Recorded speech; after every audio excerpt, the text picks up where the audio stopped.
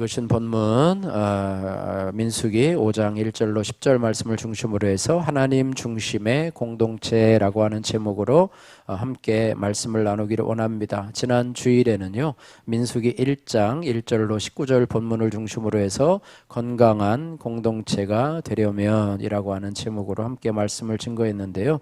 여러분 건강한 공동체를 이루려면 우리가 어떻게 해야 되는가, 여러분 지난주 말씀 기억나시나요 혹시? 잘 기억이 안 나시죠?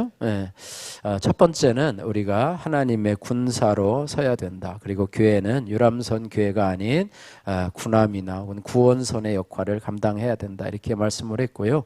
두 번째로는 우리 자신이 하나님의 부르심을 받은 자임을 늘 인식해야 된다. 그래서 나의 정체성을 늘 인식하고 나는 하나님의 자녀라고 하는 사실, 나는 하나님 나라의 시민이라는 사실을 늘 기억하고 살아가야 된다. 세 번째는 우리 공동체 구성원들 간에 서로 협력하며 순종하며 나가야 된다. 이렇게 말하고 있습니다. 그래서 건강한 공동체가 어떤 공동체인가? 건강한 공동체는 바로 하나님 중심의 공동체인데요. 그 하나님 중심의 공동체를 이루려면 오늘 어떻게 해야 되는가? 오늘 본문 민수기 5장 1절에서 10절 말씀을 중심으로 해서 우리가 살펴보기를 원합니다. 첫 번째로 이 하나님 중심의 공동체를 이루려면 나의 죄를 진영 밖으로 내보내야 합니다. 한번 따라해 볼까요? 나의 죄를 진영 밖으로 내보내야 합니다. 하나님 중심의 공동체를 이루려면 나의 죄를 진영 밖으로 내보내야 합니다.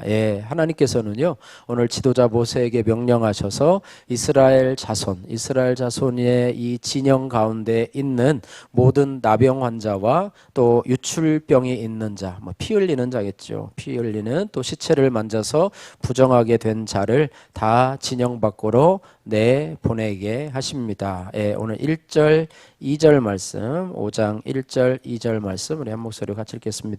여호와께서 모세에게 말씀하여 이르시되 이스라엘 자손에게 명령하여 모든 나병 환자와 유출증이 있는 자와 죽음으로 부정하게 된 자를 다 진영 밖으로 내보내라. 내보내되 라고 하면서 3절에는요 남녀를 막론하고 다 진영 밖으로 내어 그들이 진영을 더럽히게 하지 말라. 내가 그 진영 가운데 거하느니라. 이렇게 말하고 있습니다. 나병 환자 또 유출증이 있는 자, 죽음으로 시체의 죽음으로 인해서 부정하게 된 자는 진영 밖으로 내보내라 라고 말씀하고 있는데 그 이유가 뭐냐면 진영을 더럽히지 말라라고 하는 것입니다. 진영을 더럽히지 말라. 나병과 유출증과 죽음에는요 전염병이 강한 병균이나 바이러스가 있었기 때문에 그들을 그 가운데 내버려 두면 그 전염병이 다른 사람들에게도 전염되어서 똑같은 나병과 유출 환자와 어떤 그런 것들이 있어서 어떻게 보면 첫 번째로는 이 공동체의 건강을 위해서 진영 밖으로 격리가 되어야 된다 말씀하고 있습니다. 저와 여러분들도 코로나 3년 기간을 겪으면서 코로나가 걸리면 이제 확진 판정을 받으면 이제 자가격리를 하든지 처음에는 무슨 무슨 보호센터 같은데 가가지고 온 가족이 걸렸으면 그곳에 가서 막 생활을 하지 않았었습니까? 나중에는 자가격리도 하고 이렇게 했는데 지금은 이제 자가격리도 잘 안 하고 이제 이렇게 하는 시대가 이제 팬데믹에서 엔데믹 시대로 이제 바뀌었는데요. 마찬가지입니다. 어쨌든 이 성경에서 이 나병은요 이 부패함과 불결함을 상징하며 죄악을 비유하는 그런 어떤 나병인데요. 이 나병의 특징이 뭐냐면은 이 나병은요 죄의 증상과도 비슷해서 처음에는 대수롭지 않게 여기다가 그 반점이 점점 커지며 온 몸을 썩게 하는 병이 바로 나병이라고 하는 거예요. 그래서 이것을 통해서 우리가 발견해야 될 교훈은 뭐냐면 아무리 작은 죄라 할지라도 우리가 대수롭게 여기지 않고 그것을 처리해야 된다. 그리고 그 죄를 처리하지 않으면 그것이 우리로 인해서 인생을 파멸로 이끌 수 있다. 그죠?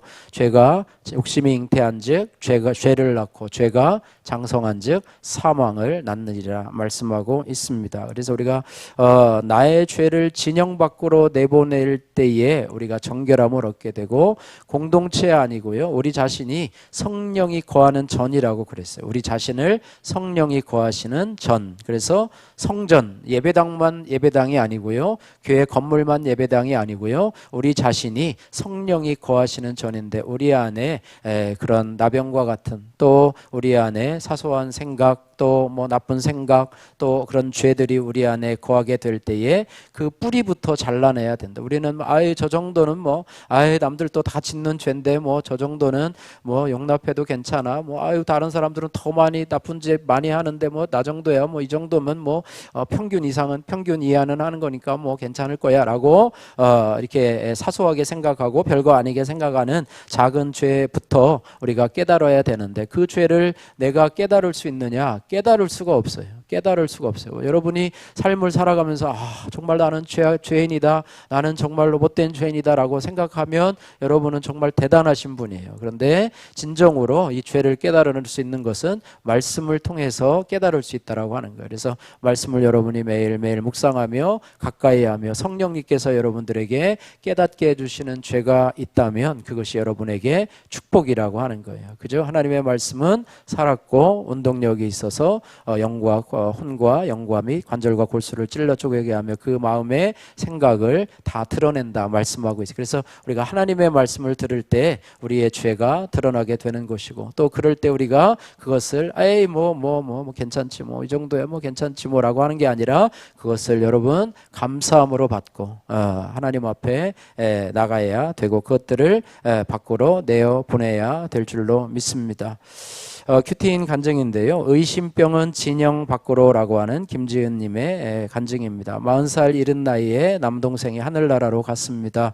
이후 저는 깊은 슬픔에 빠져 있었는데요, 그때 지금의 큐티 선교회 전신인 큐티 모임에 참석을 하게 되었습니다. 그곳에서 잘 죽는 것이 잘 사는 것이고 가장 잘 사는 길은 예수님을 믿는 것이라 라는 말씀을 들은 뒤에 남동생이 그나마 병성에서 예수님을 영접하고 구원받고 갔다는 사실에 큰 위로가 되었습니다. 그리고 믿지 않는 남편에게 복음을 전하고 싶은 조급함이 생기게 되었습니다. 그래서 남편과 함께 예수를 믿으며 이 땅에서 잘 살다가 가고 싶다라고 하는 소망을 품고 계속 기도하고 있었는데, 어느 날 남편에게 전화가 걸려와서 받았는데 수화기를 통해서 아무 말이 없어서 잘못 걸었나 하고 끊으려 하는데 수화기를 통해서 대화 소리가 들리게 되었습니다. 당신과 영원히 영원으로 연인으로 있고 싶다라는 여자의 음성이 들려왔습니다. 깜짝 놀란 저는 이것이 저에게 하나님의 어떤 사인으로 들렸습니다. 저는 친정아버지의 바람으로 이혼 가정의 아픔을 자라오면서 겪었기 때문에 남편의 외도만은 절대로 피하고 싶었어요. 그래서 이전에 몇 차례 의심이 들었지만 가정의 화평을 위해서 모른 척 했었는데, 진정한 화평을 위해서라면 단호하게 죄를 진영 밖으로 내보내야 되는데 저는 그렇게 하지 못했습니다. 그러다 말씀을 들으면서 내가 남편을 손가락 발가락이 다 떨어져 나가도 감각이 없는 영적 나병 환자로 만들었구나. 나의 은밀한 유출증인 의심을 진영 밖으로 다 내보내지 못하니 내가 또 숨을까 봐 주님이 두 사람의 대화를 생생하게 듣게 하신 거구나라고 깨달아지게 되었습니다. 이렇게 저는 의심에 의심을 더하여서 남편의 자백만을 기대하며 정작 구원의 역사를 방해하고 생족을 살던 부정한 자입니다. 그럼에도 지은 죄를 자복해서 그 죄값을 온전히 갚고 벌받기를 작정하는 것이 죄사함을 받는 방법이라고 알려주시니 감사합니다. 이제는 하나님이 제게 이르신 대로 지체하지 않고 이 나의 남편에 대한 의심병을 진영 밖으로 내보내므로 구원의 통로로 쓰임받기를 소원합니다. 적용하기 남편의 자존심을 건드리는 말을 하지 않고 온유함으로 사랑의 언어를 쓰겠습니다. 적용하기 제가 구원의 통로라는 사실을 잊지 않고 남편의 핸드폰을 열어 보겠습니다가 아니고 보지 않겠습니다. 뭐 이렇게 하면서 자신의 의심병을 진영 밖으로 내보내겠다고 하는, 그리고 남편을 이제 구원의 통로로 이제 이끌고자 하는, 뭐 가정 불화로 인해서는 절대로 또 구원에 이르지 못하죠. 이런 적용을 했는데요. 우리가 하나님 중심의 인생으로 또 하나님 중심의 공동체로 살기 위해서는 우리가 나에게 있는 사소한 죄도 나의 진영 밖으로 내보낼 수 있는, 뭐 우리의 의지로는 안 되죠. 그러나 그 죄를 깨닫는다면 성령님의 도우심으로 우리가 그 죄들을 진영 밖으로 나가서 나를 하나님 거룩하게 하시는 하나님의 은혜를 체험할 수 있는 저와 여러분들 되시기를 주님의 이름으로 축복합니다. 적용의 말씀입니다. 요즘 내가 사소하게 여기며 진영 밖으로 내보내지 않고 대수롭게 짓고 있는 죄는 무엇입니까? 예전에 대수롭지 않게 여기다가 지금 감당할 수 없게 된 죄가 된 경우가 있다면 여러분 생각해 보시고요. 소그룹에서 여러분 나눠보시면 좋을 것 같습니다. 두 번째로 하나님 중심의 공동체를 이루려면 지은 죄를 자복하고 죄값을 치러야 합니다. 오늘 5절에서 8절 말씀인데요. 하나님 중심의 공동체를 이루려면 내가 지은 죄를 자복하고, 자복이란 말은요, 하나님과 사람 앞에서 자기가 지은 죄를 솔직히 고백하고 회개하는 것이죠. 여러분, 하나님 앞에서 고백하는 게 쉽습니까? 아니면 사람 앞에서 고백하는 게 쉽습니까? 사람 앞에서 고백하는 게 더 어렵죠. 그죠? 하나님 앞에서야 그냥 하나님과 단둘이니까 이렇게 고백하기 쉬운데, 사람 앞에 가가지고 뭐라도 내가 자존심 때문에, 그죠? 자존심. 또 나의 어떤, 뭐 그런 체면들 때문에 가서, 고백한다고 하는 거 참 쉽지 않고요. 또 고백했다가 또 어떤, 봉변을 당할지 모르기 때문에, 그런 것 때문에, 그런 두려움들 때문에 참 고백하기가 어려워요. 그런데 자복이라고 하는 것은 하나님뿐 아니라 사람 앞에서도 자기가 지은 죄를 솔직히 고백하고 회개하는 것인데요. 그리고 나서는 물질적인 배상을 온전히 해야 돼요. 내가 죄를 지은 사람이 피해를 입었다면 오늘 본문 말씀에 보면은 그 피해 금액의 5분의 1을 더하여서 갚으라 이렇게 말씀하고 있어요. 7절 말씀 한번 같이 읽겠습니다.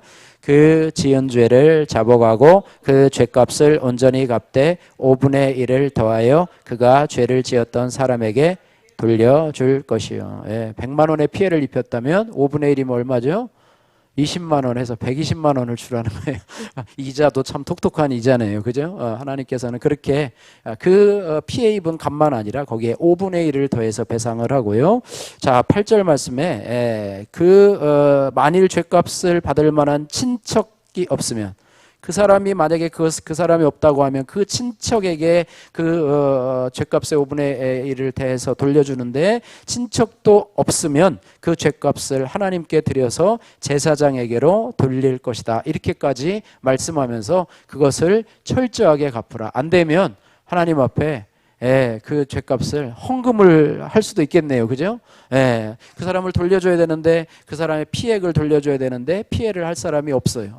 받을 사람을 찾지 못했어요. 그러면 그 친척에게라도, 또 뭐 친척에게 찾아가서 돈을 준다면 또 그것도 또 이상한 일이 되겠지만, 어쨌든 안 되면 하나님 앞에 헌금이라도 해서 그 죄값을 네가 받고 그것들을 온전하게 하라. 하나님께서 이렇게 철저하게 말씀을 하고 있다라고 하는 것입니다. 그래서 특별하게요, 하나님께서는 우리가 죄를 범하면 죄를 고백을 하고 또 그에 대한 죄값, 피해액을 거기에 5분의 1을 더해서 그것을 감당하라 이렇게 말하고 있습니다. 그래서 성경을 보면은요, 우리가 선을 행하되 최소한 해야 될 소극적인 방법이 있고 또 적극적인 방법이 있는데요. 이것이 소극적인 방법이에요. 죄를 짓고 또 다른 사람에게 피해를 끼치고, 또 피해를 끼치면 하나님과 사람에게 잘못했다고 자백을 하고 또 거기에다가 피해액을 5분의 1을 더해서, 이게 피해 배상법이라고 하는 구약의 율법인데요.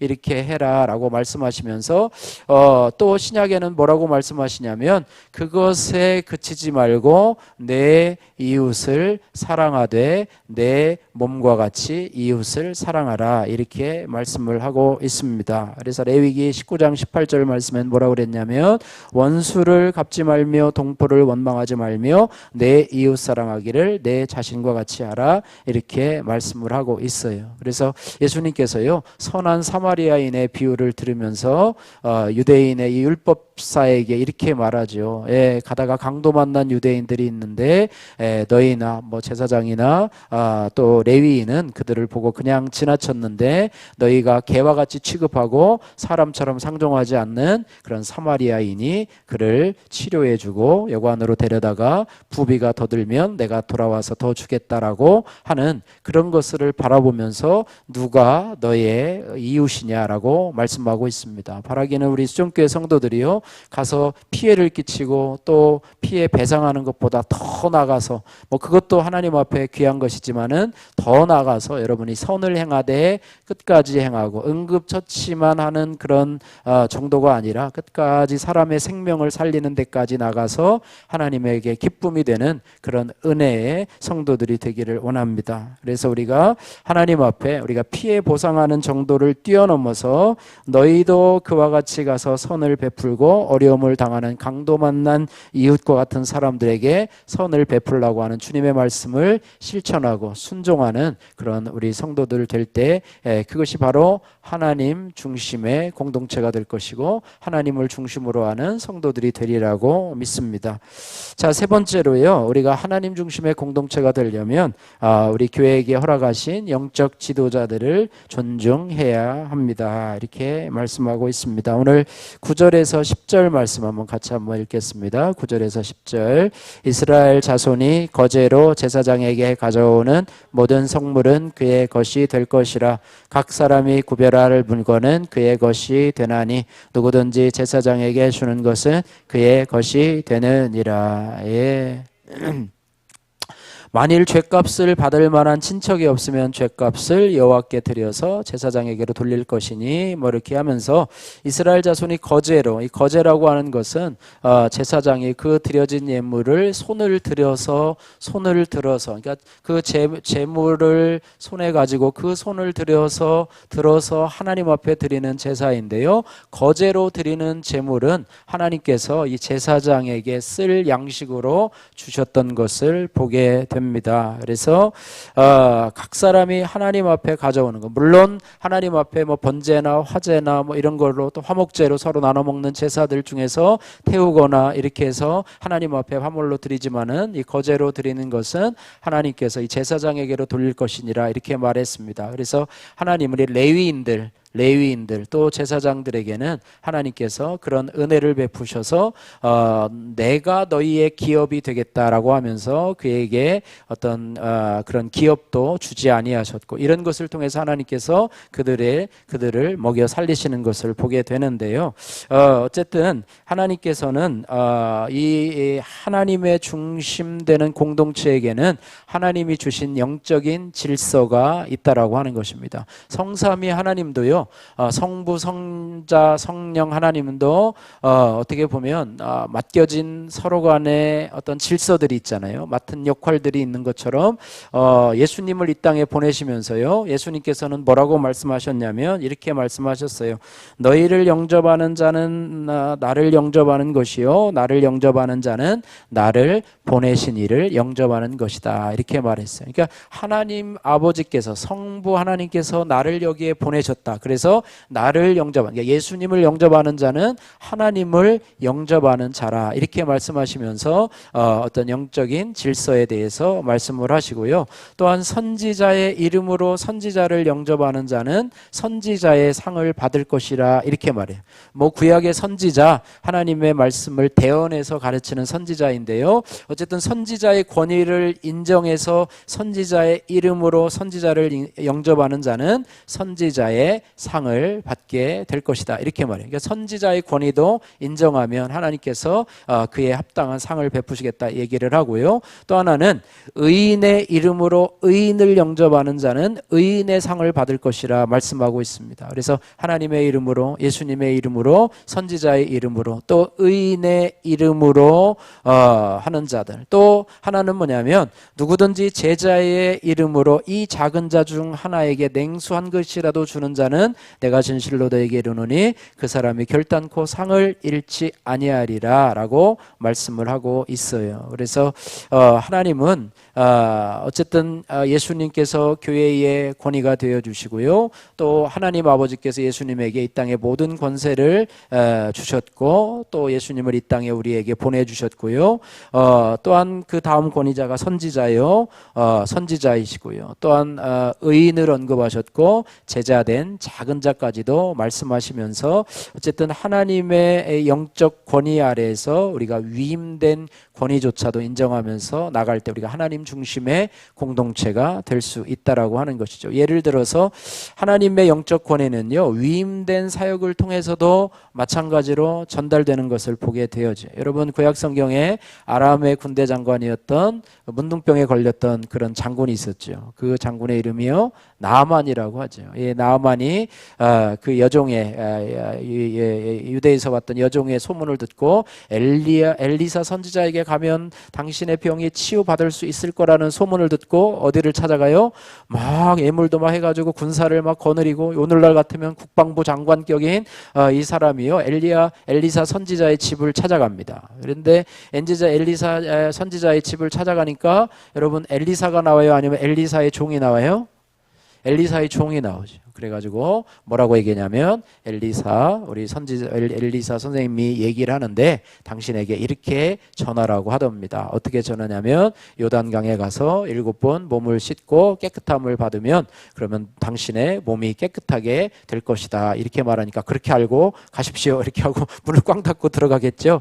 예, 그랬더니 이 나만 장군이 기가 막혀가지고 어떻게 말이야, 나와가지고 엘리사 선지자가 나와서 나한테 절을 하고 예를 갖추고 정중하게 얘기를 해야지, 그깟 놈의 종을 보내가지고 나한테 이렇게 말을 할 수 있느냐라고 해가지고 막 당장 돌아가자마자 화가 나가지고 그랬었는데, 그 종 중에 하나가 어쨌든 순종하고, 어쨌든 그래가지고 나만 장군을 설득하잖아요. 그죠? 설득해가지고 결국은 그 종의 말을 듣고 어디를 가요?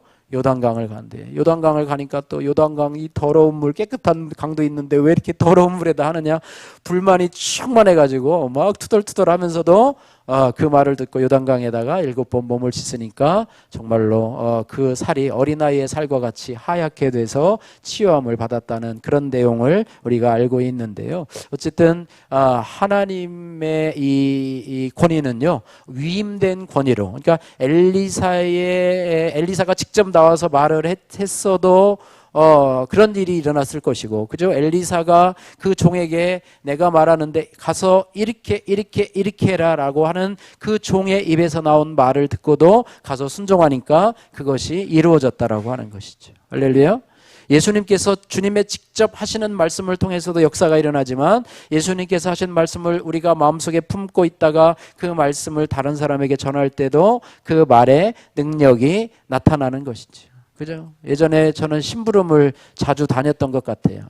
부모 시골에 있을 때 심부름을 많이 다녀서 내일이 이제 아버님 생신이면은요, 윗동네 아랫동네를 다 다니면서 두드려가면서, 그죠? 내일 아버님 생신인데 아침 식사하러 오시래요. 알았다. 그러면 또 옆집에 가가지고 또 그렇게 하고 또 그렇게 하고 이렇게 하고, 또 어떤 때는 또 어머님이 이제 교회 다니셨는데 시장에 가서 이제 갈치나 고등어 같은 거 이렇게 싱싱한 거를 사오면 그 중에서 이렇게 한두 마리를 떼가지고 목사님 댁에 가서 이거 드려라. 근데 목사님 댁이요, 꽤나 멀어요. 그때는 뭐 자전거가 있어요. 뭐요, 초등학교 때. 그래가지고 싸준 거 들고 비닐봉지 해가지고 들고 목사님 댁에 가가지고 똑똑 두드려가지고, 저기요 어머님이요 갖다가 드리래. 그러면서 그래 목사님 갖다 드리고 또 빨리 오고. 부끄러운데 어떻게 해요? 뭐 어쨌든 심부름이니까 하긴 해야 되죠. 어쨌든 대리인으로서의 역할을 많이 했네. 심부름이라고 그러잖아요. 심부름꾼이라고 그러잖아요. 근데 심부름꾼은 그 심부름을 시킨 사람의 그 뜻을 정확히 잘 전달해서 이렇게 하면은 똑같은 권위가 있어요. 내가 가서 줘도 누가 준 거예요? 결국은 어머님이 준 거고, 그 종이 가서 얘기해도 결국은 그 내용은 누가 얘기한 거예요? 엘리사 선지자가 얘기한 것이고, 엘리사 선지자가 얘기한 것은 결국 누구의 권위로 한 거예요? 하나님의 권위로 한 거예요. 하나님이 나만 장군이 온다는데 어떡할까요? 라고 아마 엘리사 선지자가 기도했는데, 가서 요단강에 가서 7번 씻으라, 가서 얘기를 해라, 이렇게 얘기를 했는데, 그 모든 과정이 어떻게 보면 이 나만 장군을 겸손케 하려는 하나님의 뜻이라고 생각이 됩니다. 어쨌든 우리 교회 교회도요, 예수님으로부터 또 세운 목회자로부터 또 소그룹 리더들을 통해서 또 여러분 각자도 하나님이 주신 말씀 또 권위를 가지고 밖에 나가서 여러분의 자녀에게 또 세상 사람들에게 말을 전하고 하나님 말씀을 전하는 것도 동일하게 여러분이 위임된 권한을 가지고 하는 것이고, 또 여러분도 그 권위에 순종하면서, 그래서 신약 성경에는요, 피차 복종하라. 그죠? 피차 복종. 부부간에도요, 피차 복종하라. 권위를 인정하면서도 서로 존중하면서 피차 존중하고, 또 목회자는 성도들의 말을 존중하고, 또 성도들은 목회자의 말을 존중하고, 또 하나님의 권위를 인정하면서 목사님의 입에서 나오는 말씀이라도 하나님이 대언해서 주시는 말씀이기 때문에 그것들을 순종할 때 이것이 바로 영적 질서가 잘 세워지고, 그래서 사도 바울이요, 뭐라고 얘기를 했냐면 이렇게 말했습니다. 갈라디아서 6장 6절 말씀에 가르침을 받는 자는 말씀을 가르치는 자와 모든 좋은 것을 함께하라, 이렇게 말씀하고 있습니다. 그래서 이런 은혜가 있고요. 그래서 오늘 제사장들을 책임지시는 것처럼요, 왕 같은 제사장인 저와 여러분들을 동일하게 책임지실 하나님을 여러분이 신뢰하고 믿고 나가시기를 주님의 이름으로 축복합니다. 예, 오늘 말씀을 정리하면요, 세상의 이 공동체는요, 세상의 공동체, 자기의 어떤 취미, 또 자기의 어떤 개인적인 목적으로 모인 어떤 동호회, 또 계모임, 또 무슨 뭐 동창회, 무슨 친목회, 이런 것들은요, 하나님 중심으로 모이는 데가 없어요. 그냥 어떻게 보면 회장을 세워가지고 이렇게 해가지고 그냥 이렇게 하다가 또 뜻이 안 맞으면 또 막 나가기도 하고 막 분열되기도 하고, 그런데 이 믿음의 공동체, 이 교회는 하나님 중심의 공동체가 되어야 된다는 거예요. 이 하나님 중심의 공동체는 거룩한 공동체가 되어야 돼요. 그래서 내 안에 있는, 우선 우리 자신이 거룩하게 되어야 되고, 이 공동체가 거룩한 공동체가 되어야 될 줄로 믿습니다. 그래서 나에게 있는 사소한 죄도 여러분 진영 밖으로 내보낼 수 있는 그런 용기가 여러분 있고요. 여러분이 쫓으시기를 바라고요. 어쨌든 여러분이 우리가 거룩한 성전이 되고, 또 거룩한 성도들이 모여서 하나님 앞에 예배할 때 하나님 중심의 공동체가 되고, 또 피해를 주고 그 값을 보상하는 데만 그치는 것이 아니라 여러분들이 더 적극적으로 선을 행하는 것으로 나가서 그리스도의 빛과 소금의 역할을 감당하는, 그래서 그것으로 인해서 하나님 앞에 영광을 돌리는 성도님들이 되기를 바라면서, 또 교회에 세우신 영적 권위를 인정하고 그 질서에 순응하면서 나가는 공동체가 바로 하나님 기뻐하시는 하나님 중심의 공동체가 될 줄로 믿습니다. 그래서 2024년도 우리 수정교회가 그런 공동체가 되기를 위해서 기도하시고, 또 여러분들도 그것에 오늘 주신 말씀을 잘 품고 기도하시면서 오늘도 순종하시며 나가는 성도님들 되시기를 주님의 이름으로 축복합니다.